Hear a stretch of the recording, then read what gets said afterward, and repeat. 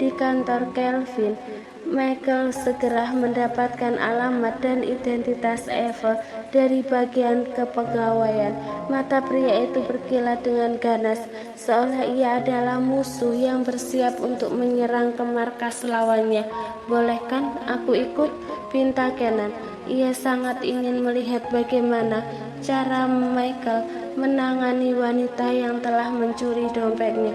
"Tidak, aku adalah orang yang telah membayar hotel tempat kalian bersama, jadi aku memiliki kontribusi dalam masalah kalian."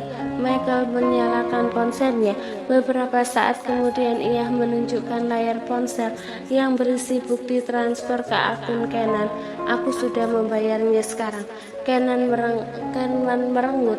Setelah itu ia bahkan ditinggalkan Michael begitu saja di lobi.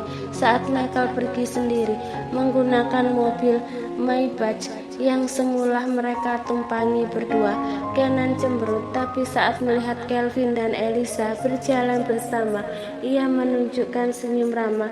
"Apakah kalian akan pulang? Bolehkah aku menumpang?" Kelvin menatap Kenan dengan tatapan rumit. "Kamu jauh-jauh ke sini untuk ikut menumpang pulang pada kami? Memangnya tadi kamu ke sini naik apa?" cecar Kelvin dengan nada gusar.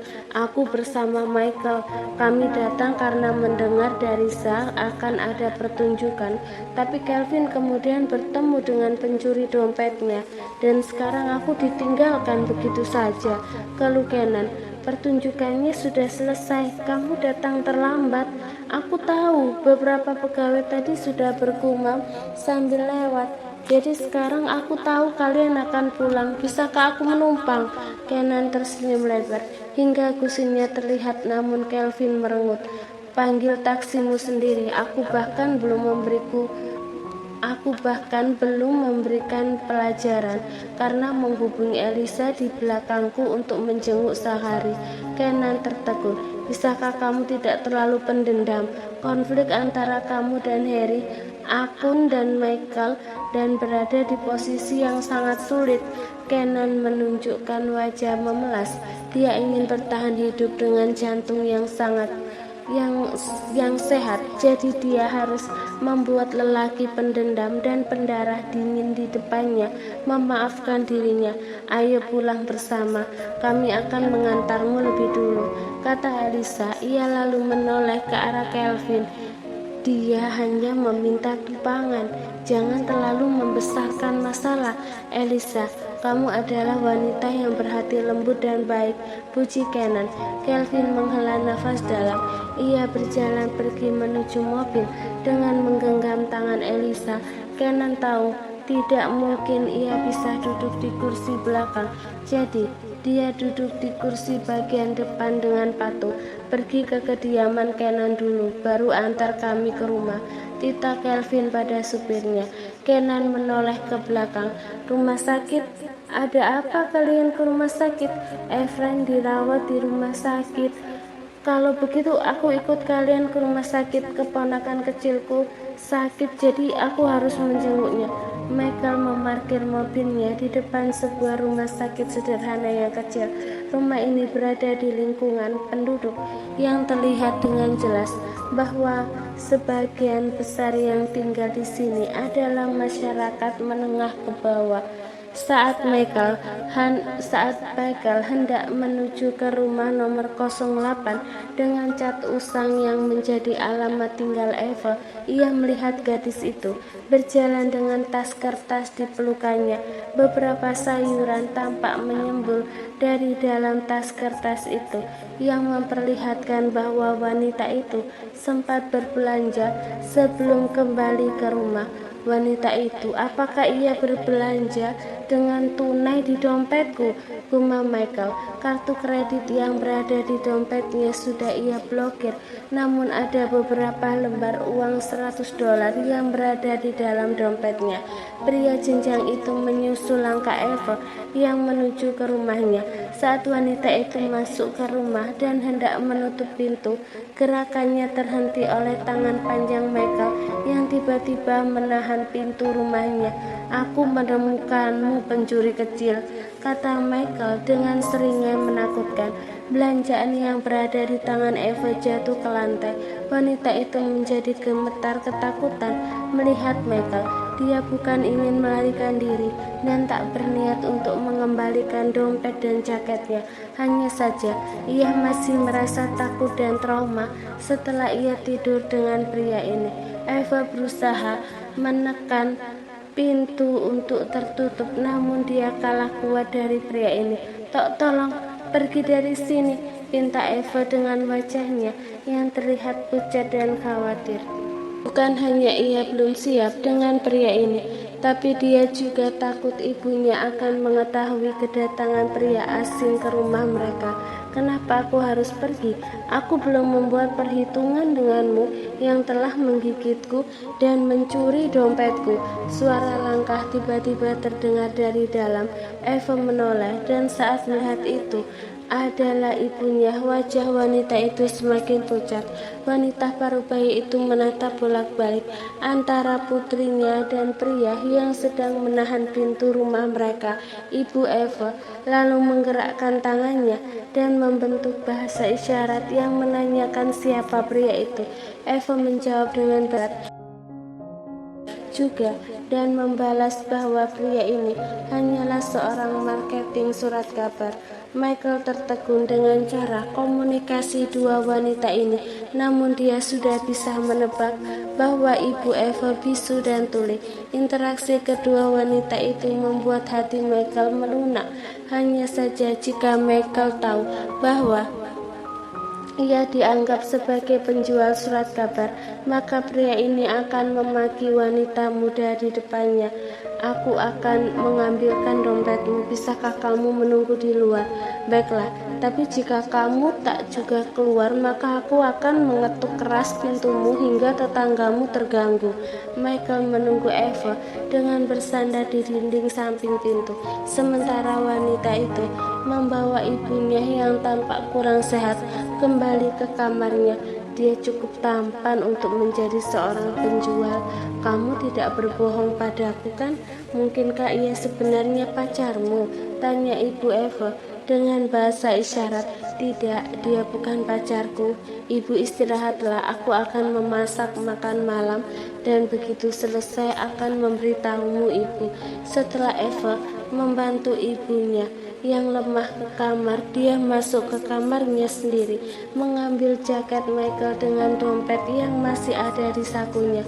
Dompetmu ada di saku jaket ini. Aku tidak mengambil apapun dari sana. Tolong jangan mencariku lagi. Michael meraih jaketnya dan mengeluarkan dompet dari dalam sakunya. Ia membuka isinya. Ia menemukan semuanya masih utuh seperti terakhir kali.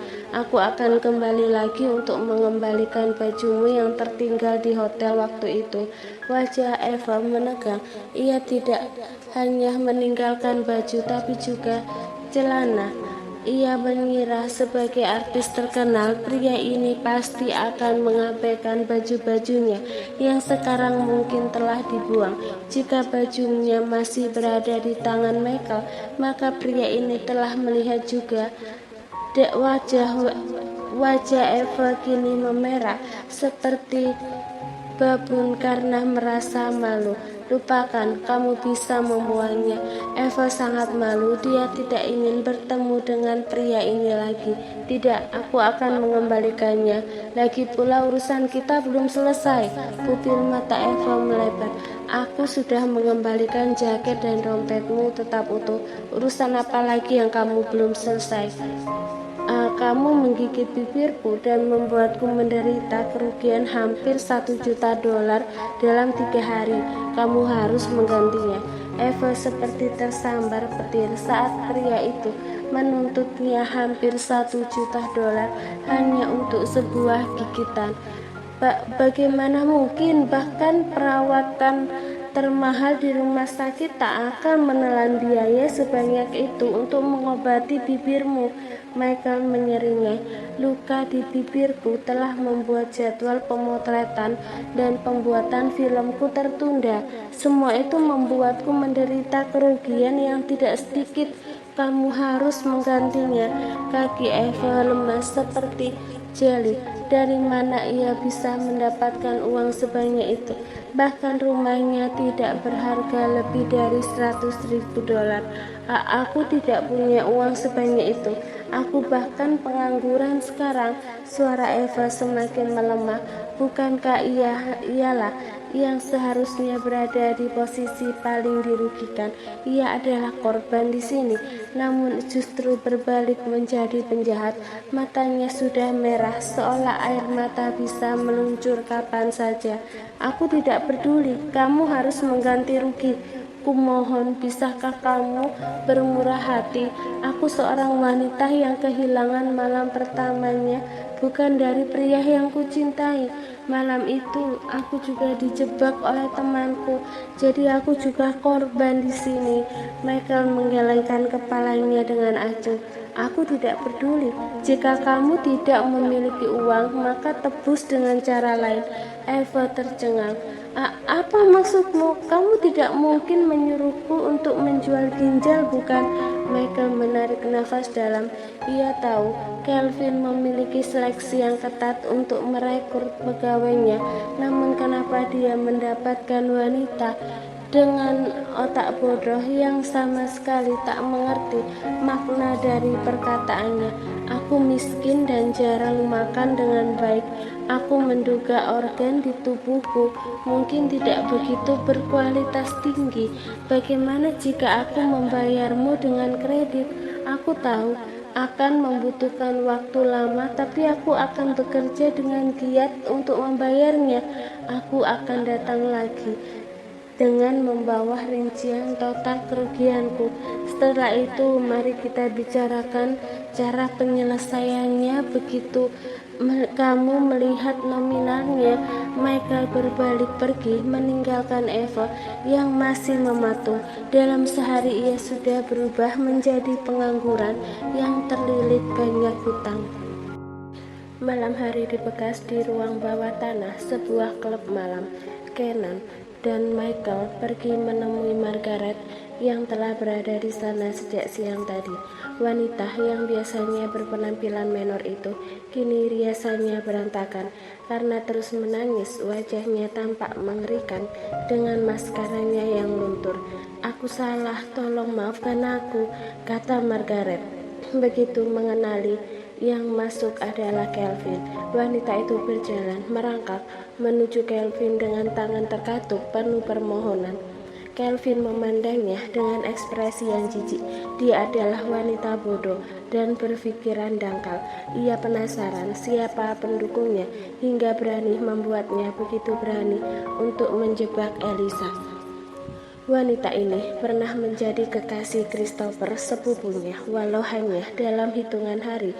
Meski ia ragu, sepupunya itu akan berada di balik trik murahan seperti ini, namun dia yakin bahwa Margaret memiliki pendukung di belakangnya. Kamu tidak bekerja sendiri, kan? Margaret terdiam.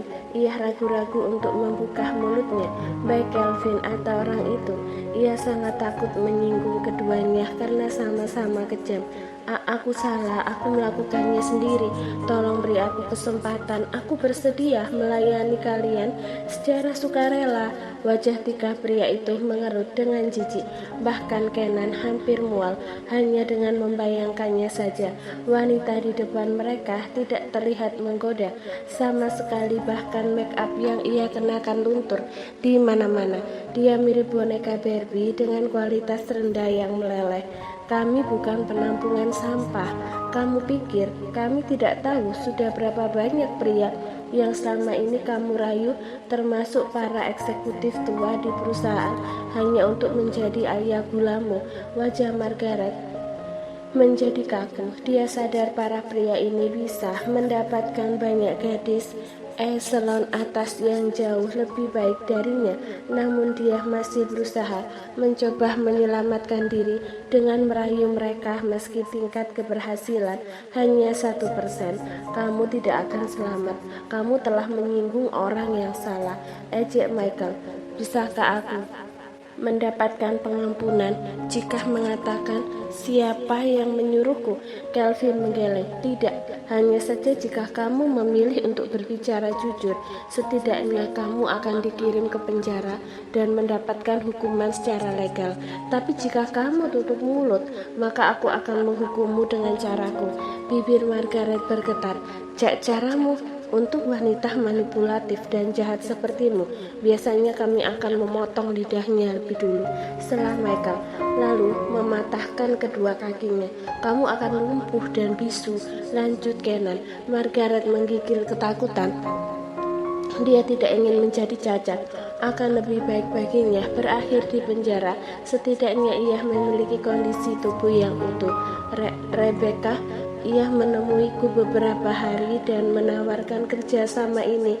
Tiga laki-laki itu menarik nafas dalam, sementara Kenan mulai bergumam. Dia sudah selesai karena berani menyinggung Kelvin lagi. Seharusnya ia bersyukur bisa kembali dan hidup dengan tenang. Apa boleh buat, dia sangat terobsesi dengan Kelvin, saut Michael.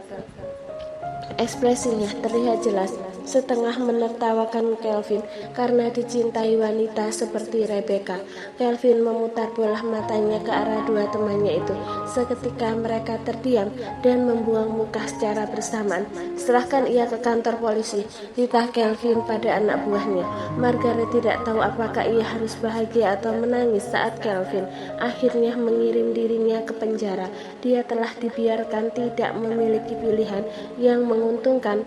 "Apa yang kamu rencanakan untuk menangani Rebecca?" tanya Kenan pada Kelvin. "Rebecca adalah orang yang dipulangkan oleh Zachary. Aku ingin tahu apa yang akan dia lakukan untuk mengatasinya." Kenan dan Michael kehilangan kata-kata. Kelvin ternyata memiliki rencananya sendiri. Zachary mendatangkan Rebecca untuk mengacaukan hubungan Elisa dan Kelvin. Namun wanita itu justru menargetkan Elisa, wanita yang disukai oleh Zachary. Jelas itu akan memicu kemarahan pria itu karena berani menjebak Elisa. Kelvin pergi ke rumah sakit tempat Zachary dirawat.